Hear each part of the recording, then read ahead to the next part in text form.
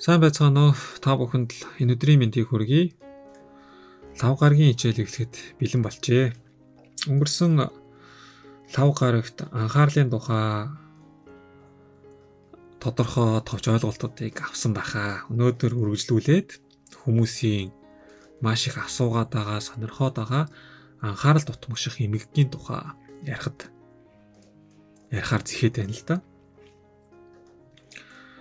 Нийтлэг байнал гэсэн үг л сэтгэл готролтой бас адилхан бидний нийгмийн дунд байдаг хамгийн нийтлэг түгээмэл сэтгцэн эмгэг юм байна. Тийм учраас асуултууд их ирээд энэний тухай яриад өгөөч гэдэг юм хүслүүд ирээд байгаа хэл та. Сэтгэл судлаачид энэ салбарт ажиллаж байгаа хүмүүс ч гэсэн анхаарал дутмагчлалын тухай гарын авлага шинжлэх ухааны нийтлэл номуудыг өдөр тутам гаргаж байгаа. Энэ дундаас өнөөдөр би интернет орчинд бол төдийлөн бол байдаггүй хамгийн хэрэгтэй анхаарах зүйлсүүдийг товчлон базаа та бүхэнд мэдээлэл болгож оруулъя л да. Хүргэе гэж бодож байна. Олон янзын шинж тэмдгүүд байдгаа. Эдгээр шинж тэмдгүүдийг нэг бүрчлэн болвол дурдж өгье. Ингээд өөрийгөө бас онцлоод ямар хуу байна, эргэн тойрныгоо нэг мэдээд авчид бол зүгээр ах гэж бодож байна. За ингээд хичээлдээ орцгоё. Солонгос хэлээр бол Чиньёк Кёлпиб Кваин хандун чангэ гэж нэрлэдэг. Монголоор болгвол анхаарлын хомсдол хит хөдөлгөөний бэрхшээл гэж орчуулах юм да.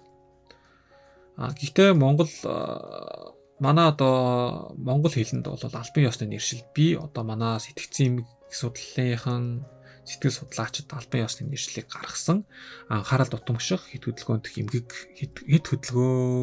эмгэг гэж нэрлэдэг. Олон улсын албан ёсны нэр томьёо бол ADHD. За энэ маань юу вэ гэх юм бол сайхан тайлбарлаад өгье гэж бодож байна. Эмх замбраагүй их хөдөлгөөнтэй онцлог байдлаар илэрдэг эмгэг гэж ойлгох хэцүүгээр зарим тохиолдолд бид нэг хүний хийснийг анзаарахгүй өнгөрөөждөг, эд зүйлсээ бүр олгоо байждаг, маш болгоомжгүй хөдөлгөөнүүдийг хийдэг, түүнээсээ болоод санамсруугаар бүтлгүүддэг, юмыг унгаад, эвлээ сүйтгэждэг, хайнг байдаг ч гэдэм үү. Эсвэл дуу чимээтэй орчинд 5 тухаалтаад байдаг, 50 байж чаддаггүй. Зүгээр сууж чаддаггүй, төвчээргүй, ямар нэгэн зүйлээр оролдож идэг, хүний яриаг бол нэг дуусгачдаггүй, дундаас нь тасалдаг, ууралдаг, бухимддаг ч гэдэм. Ийм шинж байдлаар илэрдэг эмгэг л дээ. Саяны хэлсэн шинж байдлууд бүх хүний л хаяа нэг гаргадаг ийм шинж байдлууд л дээ. Гэхдээ ADHD-тэй хүмүүс бол эдгээр шинжүүдийг өдөр тутам гаргадаг. Гадаад орчинд нэлээд сөрөг имижтэй байна. Өөрийгөө нэг тийм хянах чадвар, дутуу, ёс суртахуунгүй, зөрүүд эсэргүү үйл дагах үзэлтэй, сөргөлдөх дуртай нэг ийм байдлаар хүмүүст мэдрэгддэг ийм гадаад хэлбэрээр гадаад ертөнцтэй харилцдаг. Тэгэхээр эргэн тойрны хүмүүс, хүрээлэн байгаа хүмүүс юу гэж боддог вэ гэхээр зэрэг энийг өөрийгөө хянах чадваргүй нэг зөрүүд юм гэж, яс суртахуунгүй хүн юм да гэж хүлээж авах гэдэг. Ингэж хүлээж авахаас өөр аргагүй болчиход байгаа юм л та. Ийм өвчтөө явж байгаа, ийм эмгэгтэй гэдгийг мэдэхгүй учраас өөрөө ч баг мэдэхгүй явж байгаа болохоор иймэрхүү байдалтай амьдраад байгаа гэсэн. Үнэн дээр энэ хүмүүс ёс суртахуунгүй, өөрийгөө хянах чадваргүй, тийм сөргөлдөх дуртай, үйл дагах үзэлтэй хүмүүс бол биш байдаг. Өвчин эмгэгний улмаас тиймэрхүү байдлыг харуулдаг л гэж ойлгол. Амар юм да гэж бодож байна. За ADHD-г ихэвчлэн 12 наснаас өмнө бага насндаа олж авсан гэж судлаачид үзээд байгаа л т. Хүүхэд наснда олж авсан эмгэг гэдэг. Тэгээд эрчүүд эмэгтэйчүүдээс илүү анхаарал дутмагших эмгэгтэй байдаг. Бага сургуулийн хүүхдүүдийн 13% нь дунд ангийн хүүхдүүдийн 7 орчим хувь болвол анхаарал дутмагших хит хөдөлгөөнт эмгэгтэй байна гэж сүүлийн судалгаанд хэлж байгаа. Гэхдээ жид ирэх тусам яг хамар хүрээ нэлээ өргөн болоод байгаа л. Одоо хойдонгийн судалгаа хараад 5 жилийн дараа судалгаа харах юм бол эдгээр тоо нэмэгдэнэ л гэж бодох хэрэгтэй. Өнөөдөр яг юу гэх юм да, Монголд ч юм уу ер нь бол хамгийн их ярьж байгаа хувилбар бол нөгөө хүүхдүүдийн анхаарал дутмагших эмгэгийн тухай нэлээ их ярьдаг, энийг их имжилдэг, оншилдог болоод байгаа юм. Тэгтэл энд бол насан туршидтын бол анхаарал дутмагших гэж бас тусдаа бас нэг зүйлийг заавал ярих хэрэгтэй болоод байна л д. Өнөөдөр бид нэр энэ хүрээнд ярих гэж бодож байна. Насан туршидтын анхаарал дутмагших эмгэгийн эмгэгийг бид нэр хүүхэд байхдаа 12 наснаас өмнө олж авсан эмгэгийн үргэлжлэл юм уу? Эсвэл өөр нэг сэтгцийн эмгэгтэй холбоотой гарч ирсэн зүйл юм уу? Эсвэл насан турш хойно зөв анхаарал дутмагших эмгэгтэй болсон юм болов уу гэдгийг одоогоор л яг хараахан тогтоож чадахгүй байгаа. Одоогоор эрдэмтдийн тогтоод олж мэдсэн зүйл гэвэл ямар ч байсан бол хүүхэд наснд бол энэ эмгэг бол хүчтэй илэрдэг, хүүхэд наснд хүчтэй олж авдаг гэдгийг л тогтоогоод байгаа гэж ойлгох хэрэгтэй. Мөн насанд хүрэгчд бол анхаарал дутмагших эмгэг дээр өвчлөлтөг энэ эмгэгтэй байгаад байгаа л гэдгийг бас мэдэж авах хэрэгтэй та бүхэн. Шалтгааны хувьд яагаад анхаарал дутмагших хит хөдөлгөөнт эмгэгтэй болдгийм болоо гэд бодож байгаа. Ер нь сэтгцийн эмгэгийн дийлэнх хувь нь бол удамштгэл гэдэг бид дээрээс хойш яриалах. Тэгвэл анхаарал дутмагших эмгэгийн 70 орчим хувь нь эцэг эхээс, эмээ өвгөөс ирдэг, удамшдаг гэсэн судалгаанууд их бий. Бүр 90% ч удамшдаг гэсэн судалгаанууд би харж ирсэн. Гэтэ бол хамгийн түгээмэл олон эрдэмтэд санал нэгдсэн судалгаануудыг харахаар нэг 70 орчим хувь нь бол удамшдаг юм болоо да гэсэн юм бодол надад бол төрж байгаа. Үүнээс гадна үндсэн шалтгаанууд бий л дээ. Үндсэн шалтгаанууд. Тархины үйл ажиллагаатай анхаарал дутмагших эмгэг шууд холбоотой. Тархины анхаарал төвлөрөх чадварыг зохицуулдаг мэдрэлийн дамжуулах эс болон дааврын тэнцвэр алдагдсанаас анхаарал дутмагших эмгэг буюу ADHD-тэй болж байна гэж үзэж байна. Анхаарал төвлөрөл ба хөдөлгөөний анхаарал төвлөрөл болон тэр хөдөлгөөний хяндаг тархины хэсгийн зохион байгуулалт үйл ажиллагааны тоглолтоос холбоотой гэж үздэг бас хэсэг байна. Гадаад орчны гэмтлүүд байдаг те. Бид нар тархи толгоонд гэмтэл авчдаг, цохиулдаг, зодуулдаг, ундагч гэдэг юм эдгээр гэмтлүүд анхаарал дутмагших эмгэгтэй болгодог байж болно. Тархины олдмол өвчнүүд байдаг. Толгой тарих байнга өвдөг ч гэдэг юм уу. Тархины олон янзын өвчин биш үү? Ийм өвчнөр өвчилж исэн бол бас хэрвээ өвддөг бол анхаарал дутмагших эмгэгтэй болж болно. Бас нэг сонирхолтой шалтгаан бий. Энийг бол олон судалгаанаас би олж уншлаа. Дутуу төрсэн хүүхдүүд хэвийн жинтэй төрсэн хүүхдүүдтэй харьцуулахад маш өндөр хувиар анхаарал дутмагших эмгэгтэй болдог гэж. Энийг Оксфордын тэр судалгаарчсан баталсан байна лээ. Юу гэсэн үг вэ гэхээр зэрэг энэ 12 наснаас өмнө бид нар анхаарал дутмагших эмгэгтэй болцдог гэдэг байгаа шүү дээ. Тэгтэл тэдгээр хүүхдүүдийн бол тархиндаа янз бүрийн бол асуудалгүй байх юм бол бас дутуу төрсөнтэй холбоотойгоор анхаарал бол чиглэж өгдөггүй, хандаж өгдөггүй, тогтож өгдөггүй байж болох нэ. Түүнтэй холбоотойгоор хит хөдөлгөөнтэй байдаг гэж болох нэ. Гэсэн иймэрхүү таамаглалууд, баталгаанууд, нотлогоонууд их байна. Энийг анхаарал тавьчихна зү. Ер нь бол сургуулийн өмнөх насны хүүхдүүдийн 9% нь анхаарал дутмагших эмгэгтэй байдаг. За хэдүүлээ тооцвол 100 хүүхдээс 9 хүүхэд нь анхаарал дутмагшлын эмгэгтэй. Тэгвэл эдгээр 9 хүүхдийн 80% нь өсвөр насанд хүрсэн ч энэ өвчтөд хэвээр хэвдэг. 9 хүүхдийн 80% нь 7 хүүхэд гэсэн үг тийм үү? За тэгвэл энэ 7 хүүхдийн 50% нь насанд хүрсэн ч энэ эмгэгтэй хэвээр хэвдэг. За одоо юу гэж байна гэх юм бол нэг 100 хүнээс нэг 4 хүн ч юм уу анхаарал дутмагш насанд хүрсэн хүн шүү дээ, тэ? Дутмагших эмгэгтэй байна гэж ойлгох хэрэгтэй. 100-аас 4. Энэ тийм өндөр тоо биш юм шиг санагдаж байгаа боловч жил ирэх тусам өсөж байгаа. За мэдээж бол өсөж байгаа нь бол янз бүрийн шалтгаантай бас өөр жижиг сажиг олон шалтгаан байгаа. Би сая үндсэн шалтгаанууд ярьлаа шүү дээ. Үндсэн шалтгаан. Өөр бусад шалтгаан бас байдаг байх нь гэж бодоорой. За. Одоо тэгэхээр ямар шинж тэмдэг илэрх вэ? Би бол өөрийгөө анхаарал дутамжлалын өвчтөө юу, өвчнгүй юу гэдгийг мэдэх шаардлага гарч ирнэ. Ийм эмгэгтэй юу, эмгэггүй юу гэдгийг зайлшгүй та сонирхож байгаа. Тэгэхээр хэд хэдэн шинж тэмдгүүд юу байдгалт. Яг нь ер нь ерөнхийдөө болвол өсвөр нас хүртлээр нэлээх хөдөлгөөнтэй байцнаа өсвөр наснд ирээд хөдөлгөөн нь багасаа зогсдог ч юм уу. Сэтгэл хөдлөл бол маш тогтворгүй, хит тогтворгүй байдаг ч юм уу. Хорц уршилт маш амархан автомтгай байдаг ч юм уу. Үргэлжилсэн тийм анхаарал төвлөрлийн бол доголдолтой ч байдаг юм уу, төвлөрч өгдөг ч байдаг юм уу гэсэн ийм ерөнхий шинж тэмдгүүд байдаг. Ерөнхий. Ингээд хэлчихлээр зэрэг одоо та бүхэн интернетээс мэдээлэл авах нэг иймэрхүү л ерөнхий юмд гарч ирээд тийм л дээ. Одоо би энийг нэлээд тодорхой болгож өгье л дээ.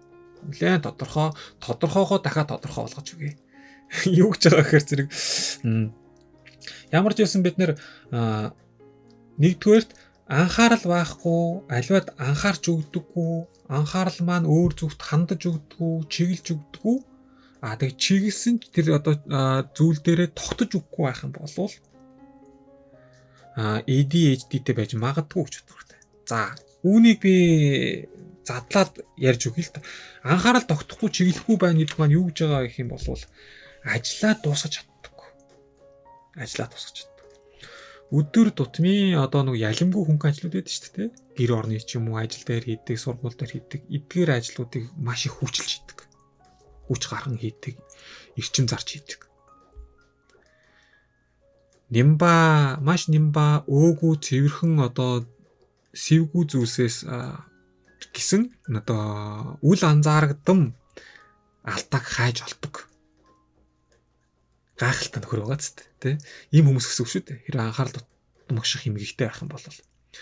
За нэх одоо тийм сүйттэй биш жижиг сажиг бод орчны чимээ байдаг та. Эдгээр чимээнд их стрессддэг. Стресснээсээ болоод энэ чимээнээс стресснээ болоод бухимддаг. Тэгээд эмх замбрааг болдог. Нэг ажил хийж ийснаа нэг мэдсэн чи шаал өөрийг хийц явж идэг гэдэг юм. Иймэрхүү одоо үйлдэлүүд гарч ах юм бол анхаарал альва зүйл дээр чиглэж хандаж тогтож өгдөггүй гэж ойлгох хэрэгтэй. Ийм шинж тэмдгүүд байвал ADHD-тэй байх бололцоотой. За дараа нь 2 дугаар анхаарал хид төвлөрдөг, орчноос тасардаг гэсэн ийм шинж тэмдэг. За энэ шинж тэмдгийг тодорхой болгоё л. Ном, телевиз, компьютер, гар утас зэрэг одоо өөрийг нь өдөөдөг зүйлсэнд ийм зүйлсүүд байх юм бол түүнд маш их улаардаг гэсэн. Маш улаарад хит анхаарад бусад одоо чухал ажиллаж байдаг юм уу, цаг хугацаач байдаг юм уу, хэрхэн яаж өнгөрснийг анзаардаггүй. Ийм хүмүүс бий дээ. Ийм байвал эмгэгтэй байж болцшгүй л гэж бодох хэрэгтэй. 3 дугаарт бол сэтгэл хөдлөлөө зохицуулж чаддаггүй. Сэтгэл хөдлөлөө өдөрдөн залж чаддаггүй юм уу да? Ер нь бол ийм хүмүүс яадаг вэхээр зэрэг шүүмжлэлийг бол хит эмзэг хүлээн авдаг. Шүүмжлэлийг бол хит эмзэг хүлээн авснаас болоод сэтгэлээр ундаг, уурж бухимдаг. Сэтгэл хөдлөл бол маш одоо юм хөдөлгөөнтэй, тэсвэргүй, адгуу, огцом түргэн ууртай, тайван бус байдаг. Иймэрхүү бол сэтгэл хөдлөлүүдийг гаргадаг гэсэн үг л дээ. Би бол энэ хичээлийн ихэнд хэлсэн те хүмүүс тийм учраас энэ хүнийг бол сөрөг имижтэй, сөргөөр бол хардгаа гэдэг. Огцом ууртай иймэрхүү байдаг байна шүү дээ. За 3 дугаарт 4 дугаарт их тийм автомтгай. автоматхаа гэдэг маань одоо бусдын болвол юу гэдэг юм те өөрийгөө хянч чаддаггүй учраас бас ингээд нэг бусдын за юу тайлбарлавал их ядтайхан болох юм те. За ер нь бол ингэж болгоол. Үр дүнг нь бодохгүйгээр шуудхан л үйлс хийдэг. Тэгээд автоматхаа гэдэг маань амархан бол донтдог ямар нэгэн зүйлд. Одоо алкогол ч гэдэг юм уу те юу ч үгүй тоглоомч гэдэг юм уу. Иймэрхүү зүйлс маш амархан бол автаж ордог. Өөрийгөө хянах чадваргүй, ёс зүйгүй мөн бүдүүлэг сүрэг одоо юм таагүй бодлоо шуудхан гаргаад явдаг. Ингээд хүмүүсээс одоо юу гэдэг хүмүүст одоо муухай ааштай тэнийг балмад одоо мэтэр өөрийгөө ойлгуулдаг гэж бодох хэрэгтэй. За эдгээр шинж тэмдгүүд байна. За үүнээс гадна онцлог шинж тэмдэг бас байна. Хоцроод идэг. Бүх зүйлсээс ер нь хоцордог байх нь бол газар авсан л та. Тийм ээ, ажилласаа, сургуулаасаа, амлалтаасаа, юу гэдгийг амлсан цагаасаа, уулзах газраасаа байнга савл хийвэл хоцрох гээд байх юм бол анхаарал тутамчлын эмэгтэй байж болох юм аа л гэж. Төлөвлөсөн зүйлсүүдийг одоо төлөвлөгөө ёс орон ч юм уу дис дараагаар нь бол хийж чаддаг. Ингэж ажиллах чадвар нэлээд сул байдаг. Эд зүйлсийг бол хайдаг, тэгээ буцаагаад бас ингээд нэг байранд ингээд тавиад өгдөг. Тасралтгүй ингээд нөгөө нэг хөдөлж идэг, зүгээр сууч чаддаггүй. Ийм тэгээ нэгэн зэрэг бол ингээд олон юм хийгээд идэг. Ингээд янз зэрэг хийгээл иймэрхүү байдлаар. Иймэрхүү шинж тэмдгүүдийг саяны дурдсан бүх шинж тэмдгүүдээс тодорхой хувиар байх юм бол анхаарал тутамших эмгэгтэй юм аа л гэж. Үзнэ. Бид нар автоматхаа гэдэг дээр нэг зүйл хэлэхээ мартсан байх шүү. Юу гэж болохоор зэрэг ямар нэгэн хүчтэй зочроодог өдөөдөг зүйлсүүд ер нь их амархан татдаг гэсэн үг л дээ. Тод өнгөтэй зүйлсүүд байдаг ч юм уу. Тийм ээ. Одоо янз бүрийн болвол сошиал одмод хүмүүсийн бол хэлсэн ярьсан үг эсвэл хүмүүсийг даган дуурайх иймэрхүү зүйл маш их автоматхаа байтгаа мөн амархан ядардаг. Өдрийнхөө ажилд бол пянган даадаг гэх юм уу. За эдгээр шинж тэмдгүүдийг байна уугүй нэг мэдчих юм зү. Ер нь бол үзлэг болон одоо шинж тэмдгээр л энэ эмгийг оншилдог гэсэн үг. Юу гэж байгаа юм бэ гэхээр зэрэг лабораторийн аргаар шинжлэх онцлох ямар нэгэн боломж одоор хараахан бүрдээгүй байгаа. Яг нэг 2-3 жилийн өмнөөс нэг Стэнфордын их сургуульд бол MRI аппаратыг MRI-д бол нэг хардаг MRI-аар бол дамжуулж нэг оншилдог тиймэрхүү төхөөрөмжүүдийг бол зохион бүтээж бол гаргасан бол нийтэд бол яг сэтгэл судлаачид сэтгцийн эмчнүүд бол танилцуулсан л т. Гэхдээ амьдрал дээр бол хараахан нэвтрээг байгаа, эмчилгээнд огт нэвтрээг байгаа. Бас цаашдаа нэвтэрсэн ч бол яг төдийлөн тийм үр дүнтэй 100% бас оншилж чадахгүй гэдээ бол эргэлзээтэй л байна л т. Тэгэхээр үзлэг болон шинж тэмдгээр л оншилно гэж. Ингээд шинж тэмдгээр оншилдог учраас би саяны шинж тэмдгүүдийг хэлээд байгаа шүү. Шинж тэмдгээр. Гэхдээ эдгээр шинж тэмдэг бол яг би ийм байж болох уу, тийм байж болох уу л гэж байгаа шүү дээ. Намайг бол янз бүрийн одоо мэдлэг боловсролтой хүмүүс сонсож байгаа учраас ер нь бол тодорхой хэдэн асуумж байдаг л та. 5-6 асуумж. ASRS гэдэг юм л та. Эдгээр асуумжид бол жишээлбэл 4-өөс дээш нь team, хаяа team, банк team гэж хариулж явах юм бол дараагийн онцлогонд орох хэрэгтэй. Нэг ёсоор бол ADHD-тэй байх магадлал өндөр байна гэсэн. За ямар асуултууд байдаг, асуумжууд байдаг гэх юм бол аливаа ажлыг бол хүнд хэсгийг бол дуусгаж чадахгүй, ер нь үр дүнг нь үзэлгүй ажилласаа төгшөөдөг. Одоо хариулаад явах нь ч дагаад. Team, үгүй, хаяа team, банк team. Та дотор хариулаад яваарай. Системтэй нарийн зүйлс одоо хийхдээ дис дараагаар нь хийхэд хэцүү байдаг. Үгүй, team, хаяа team, банк team. Эсвэл мэдэхгүй ч гэж болно тийм ээ. Ингээл асууна л та асууна. 3-дугаарт амлалт юм уу одоо хийх ёстой зүйлсээ мартдаг. Энэнд эргээ төвөгтэй байдалд оруулдаг. Тийм үгүй хаяа гэж хариулаад явах нь. Төвөгтэй нэг шийдэхэд яривхтай асуудлууд байдаг. Тийм асуудлуудыг хойшлуулдаг, эсвэл зүхтдаг шийдэхгүй. Маш их төгөөмөлөдөг ш тийм ээ. Тийм хаяа үгүй. Удаахан суухаараа нэг 3 гараа оролддог, хөлөө эсвэл хөдлөгдөг, доороо янз бүрийн юм оролдож идэг энэ төр байх юм бол тийм үгүй хаяач гэдэг юм уу. Ингээд эдгээр саяны миний асуусан энэ 5 асуултанд 4-өөс дээшт нь тим, хаяа тим, байнга тим гэж хариулж явах юм бол дараагийн онцлогоонд мэрэгчлэндээ зүг орох ёстой гэж бодороо. Ер нь бол шүү дээ имчилгээний тухайд бол 2 янзын имчилгээтэй шүү дээ. Эмийн имчилгээ гэж байдаг. Эмийн имчилгээнүүд бол 3-аас 4 төрлийн байгаа шүү. Үнийг бол сэтгцийн эмчилт үзүүлээд онцлуулж болно. Зөвхөн тархины оюуны дасгалууд байдаг. Энийг бол сэтгэл зүйчтэй, сэтгэл засалчтай хийгээд явдаг. Cognitive гэдэг дасгалууд YouTube-ээс хайх юм бол сонирхолтой дасгалууд байдаг. Тархины фитнес гэсэн үг л дээ. Тэндээс дагад дуурайгаад тархины үйл ажиллагаа сайжруулж болно. Зэрэгтэй. За мөн болвол цагийн хуваар гаргаад ажиллах нь ийм хүмүүст маш их үр дүнтэй байдаг. Цаг цагаар ажиллаад өгнээд цагийн хуваараа мөрдөөд явах юм бол их зүгээр байдаг. Гэр бүл эргэн тойрныхын хүмүүс, ADHD хүмүүсийн бол энэ эмгэгийг ойлгож хүлээж авбал бас их тустай байдаг.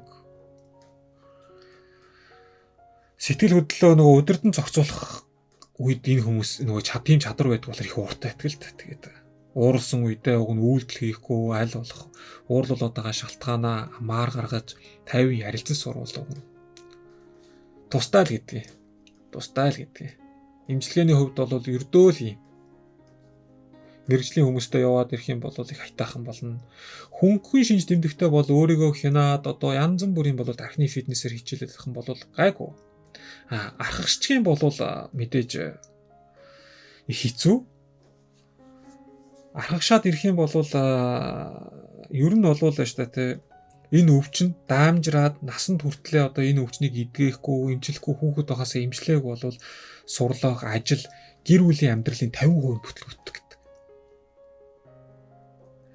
Гэр бүлээсээ ер нь салсан, ажлын карьер өсдөггүй, хичээл сурлагатаа муу байгаа хүмүүс бол ADHD-тэй байх магадлалтай л гэж үздэг байгаа шүү дээ. Магадлалтай.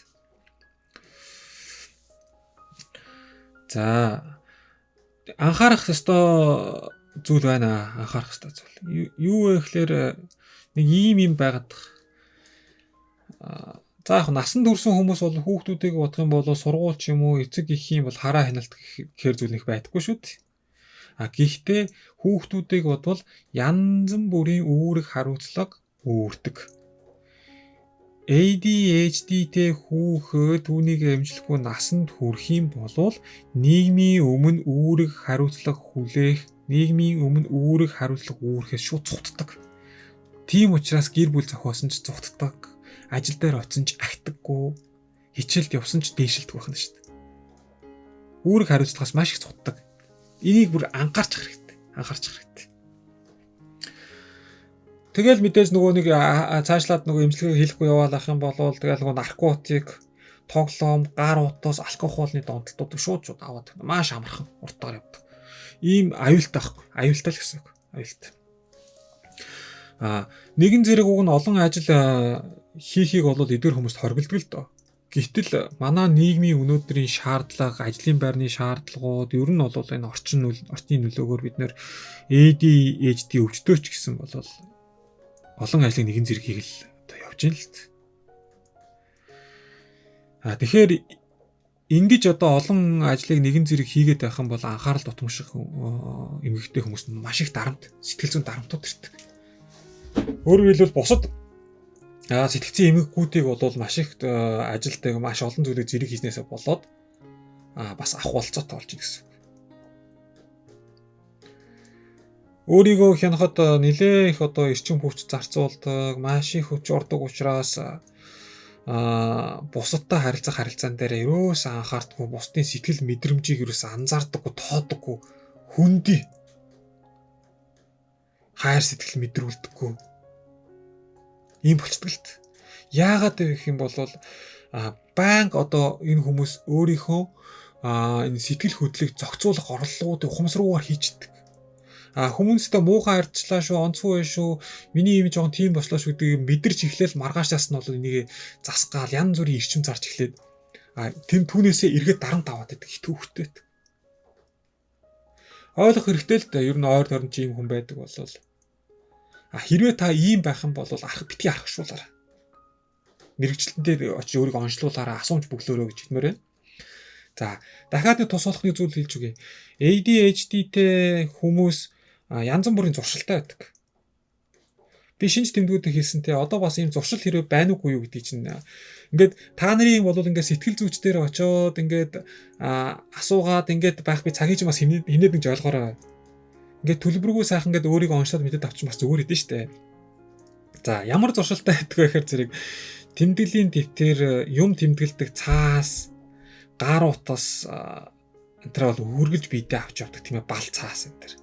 Ийм зуршилтай байдаг. За өөрийгөө тойруулаад ер нь ажлын байрандаа ч юм уу гэртээ суудаг, ажлын ширээнийхээ тэнд хогийн сав, хогны уут энэ төр бол зүгээр энгийн хүнээс бол арай илүү олон тоогоор энэ төр тойруулж тавьсан байх харагдтыг. Ийм зуршилтай. За бид түрүүстэй юмыг ингээд байр баринд нь тавьдаггүй эмх замбрааг юм шиг байдаг. Тэгсэн мөртлөө яг өдөр тутам хэргэлдэг одоо түлхүүр утас түрээвч одоо юу ч үгүй иймэрхүү жижиг хэрэглүүдийг ихэвчлэн одоо нэг юм сав цаасан хайрцаг одоо юм жижигэн сакс максан ч юм уу ихэвчлэн хийгээд нэг газар тавиад иддэг. Гайхалтай байцтай. Ийм зуршилтай байдаг. Алдаага давтдаггүй. Ер нь бол ижил алдаа дахиж гарахгүй гэж маш их анхаарч ирчим зардаг. Алдаа гарахгаас айдаг. Ийм зуршилт. Жижиг алдаануудаас бүр үнэхээр их айдаг. Хүн гаргаж болох үс алдаа байсан ч түүнийг хүлээмжлэж чаддаггүй. Ийм эмхтэй хүмүүс. Мөн бааздаг, барьдаг нэг юм нухаад явдаг зөөлөн юмнууд байдаг шүү дээ. Тоглоомч гэх юм уу, одоо цаас солонгосооч нэг бүг-бүги гэдэг шүү дээ. Юу гэдэг вэ? Экэб нэг юм байдаг шүү дээ. Ингээд нухдаг. Нөгөө шилэн эдлэн тэр нэг хагах гад нэг боод ингээд нөгөө бөмбөлөгтэй цаас гялгаруудад байдаг шүү дээ. Тиймэрхүү юм ч юм ингэж дуургадаг, бааздаг. Эсвэл халаасанд нь байнгын одоо нухаж явдаг, базаж явдаг иймэрхүү тоглоом шиг юмнууд байдаг. Эдгээрийг ууралсан үедээ юм уу, сандарсан үедээ, твдсэн үедээ халаасандаа гараа хэлгээд юм эсвэл гаргаж ирээд ингэ нухалж базалж идэг. Ийм зуршилтай байдгаа гэж ойлгох хэрэгтэй. Ийм зуршилт. За саяны ингээд нэлээд бас ойлгомжтой мэдээлэл авсан байх гэж бодож байна л да. Ийм зуршил байдаг, шинж тэмдэг байдаг, ийм шалтгаан байдаг гэж. Тэгэд иймэрхүү дүү асуумж байдаг. Нэг 5 асуумж байсан. Ер нь бол 6 7 байдаг шүү. Одоо бас ингээд нэг цээжээр ярьж байгаа зарим нэг харахгүй бол сандгүй маа 6 асуумж байдаг байх гэж санагдаад байна. Тэндээс 4-өөс дээшт нь тиймэрхүү тим яах дунд зэрэг энэ төр хариулж яах юм бол анхаараарай л гэж хэлж байгаа. За энэ хүмүүс сая хэллээ. Яагаад энийг эмгэх гээд байгаа? Энэ хүмүүс яагаад болол юм хэцүү? Энэ ийм байх нь анхаарал одоо дутамгшилтай байх нь яагаад хэцүү юм бэ гэвэл хамгийн гол нь хэллээ. Ажил дээрээ амжилт гаргадаггүй, хичээл сурлагатай амжилт гаргадаггүй, хувийн амьдрал бас ирэнтэй бараантай байдгаа гэж бодох хэрэгтэй. Ингээд бол анхаараарай. Цаашлаад бол энэ өвчнөө эдгээгээрээ мэрэгжлийн хүн хандаарай, сэтгэл зүйчд заавал хандаарай. Оюунад асуулуудыг хийгээрэй. Би Cognifit гэдэг YouTube-ээс хайх юм бол үүнтэй холбоотой дасгал маш их байгаа. Тархины дасгалууд байгаа. Гар 2-3-гаа зэрэг хөдлөгдөг ч юм уу, хуруунуудаа сөөж хөдлөгдөг ч юм уу, гараа ажилуулдаг, гарын хөдөлгөөнөөс хажруулдаг юм хүү дасгалууд нэлээд зөнхөлдөг шүү. Эдгээр дасгалыг хийгээд үзээрэй гэж хэлье. Ингээд ирэх 5 гарагаар иргэдүүлээ, иргэн уулзцаая. Анхаарал хандуулсанд маш их баярлалаа.